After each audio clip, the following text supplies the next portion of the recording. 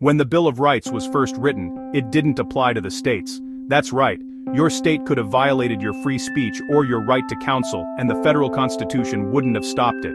So how did we get from that to the world we live in now? That's where incorporation comes in.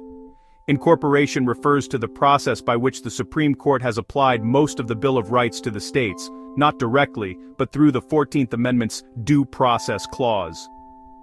After the Civil War, the 14th Amendment promised that no state could deprive any person of life, liberty, or property without due process of law. The big question became, what counts as liberty? At first, the court resisted using that clause to limit states.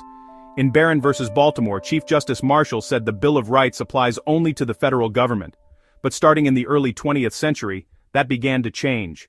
The turning point came in Gitlow v. New York, where the court assumed that freedom of speech was a fundamental liberty protected from state interference. That assumption opened the door to selective incorporation, the gradual recognition that certain rights are so fundamental to liberty that they must apply to the states. From there, the court incorporated rights piece by piece. Mapp v. Ohio in 1961 applied the exclusionary rule. Gideon v. Wainwright in 1963 guaranteed the right to counsel. Miranda v. Arizona in 1966 reinforced protection against self-incrimination. Not every right made the cut.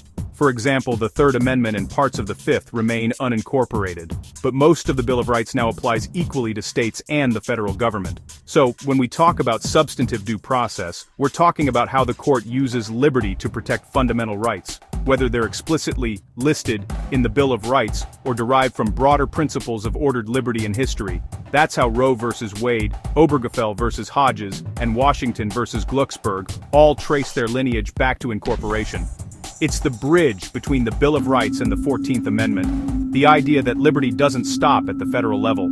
So next time you hear due process, remember, it's not just about fair procedures, it's about which rights are so fundamental that no government, federal or state, can take them away. Follow Law in Minutes HQ for more bite-sized breakdowns of the doctrines that shape American law.